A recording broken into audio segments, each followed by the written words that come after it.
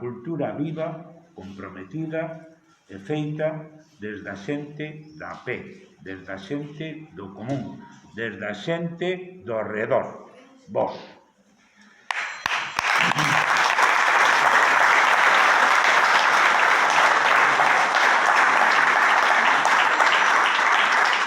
É por elo que vos quero agradecer a todos os que a facedes posible, colaboradores, lectores, artistas, correctores, soñadores e soñadoras. Gracias tamén ás persoas que, como hoxe, vos achegades. Estou pensando en Charo, que venden de Galí, e eu sei que tiña moitos compromisos, algúns incluso médicos, creo, pero ela se as arreglou para chegar. Un aplauso aí para Charo,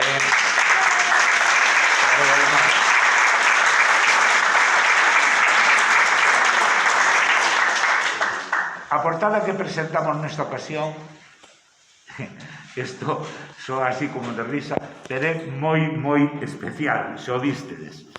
Xogamos un pouco ca figura de Castelao para suxerir un pequeno engano e tamén, ao mesmo tempo, os rasgos son inconfundibles, que mirades que algo tiña que ver con Miguel Ángel Martínez Cuéllo. Pero, eu máis Marina, nunca contamos mentiras completas, en tal caso, a medias. O retrato de Castelao irá no interior da revista, así que o veredes despois. E tamén sirveu para que Miguel agasallara unhas copias a cada un dos alumnos que colaboraron, que participaron no cuarto, creo que é o cuarto, no cuarto concurso de relato curto da Asociación Loureiro, que se entregou estes días e que eu, con gran dor de corazón, pois non estive, que estamos agora, que xa non é un proxecto, porque xa alcanza a maioría de edade, 18, xa son 18, non? E, pois, pensamos que era moi acaído facerlle unha homenaxe a Miguel Ángel Martínez Cuéllo. Non vai ser só a portada, este vai ser o número de Miguel. Vou recitaros un poema que escribín xa fai un tempo, pero penso que neste momento é un momento moi asentado para ele. Xa ten moito tempo, e di así: gracias a vida por terme dado tanto. Vengo unha familia que amo, pais, fillos, netos, hermanos, sobrinos, primos e parentes varios. Algúns xa non están, pero eu sigo os amando.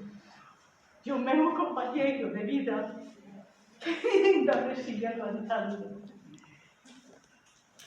Dou gracias a vida por terme dado tanto. Un mundo maravilloso, cheo de pasearos, de colores, flores, mariposas, mares, ríos e arboledas. Un ceo cheo de estrelas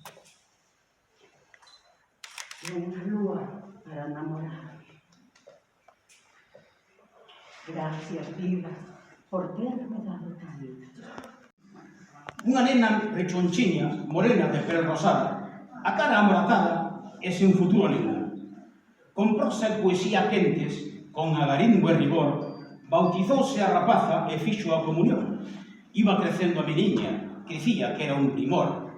Paseábana por Galicia, paraba en cada rincón, na Veiga, en Ribadavia e na casa do Parrón. Tamén Castrelo do Miño, onde a auga está embalsada e o viño corre a cachón. Pasaban así as fechas e o número 10 chegou. O 10 non é ningún número, que máis ben, o 10 son dous. Un representa o home e ten moi pouco valor, mais arrimado ao cero que a muller representou, de súbito e sen ser maxia, por 10 se multiplicou.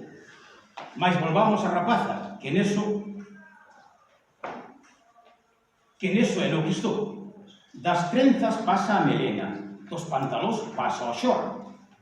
Cousa para grandes pintores de cada cal o millor.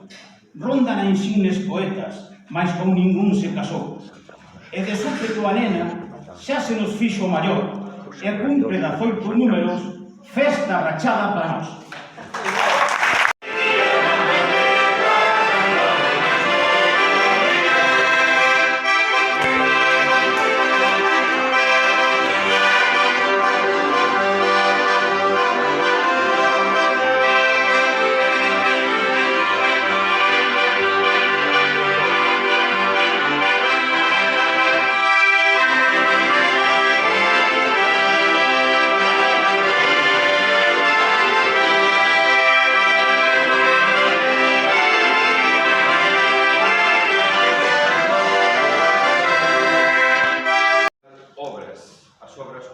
Estamos construindo, porque ao final estamos, insisto, estamos construindo obras nunha sociedade tan prefabricada coa que vivimos, e iso ao final queda.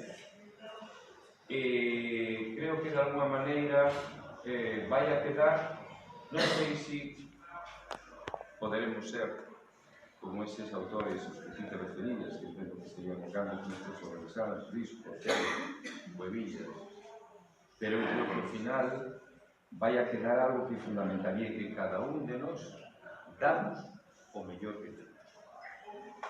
Disfrutar da vida, Eu outro día chamou a Avelino, a verdade é que eu non sabía Avelino, alégrome moitísimo de verte tamén, porque cando me falaches o outro día, eu disgustei, e digo, caramba, pero isto é tal. E alégrome moito que estés tamén, mereces estar ben, porque a boa xente merece cousas boas. Hai atrancos, tropezamos, pero levantámonos con forza, e mira, toda a xente está aquí para puxarte a seguir callante. Ánimo, Avelino, ánimo e forza que estamos sempre contigo. Nada, gracias a todos.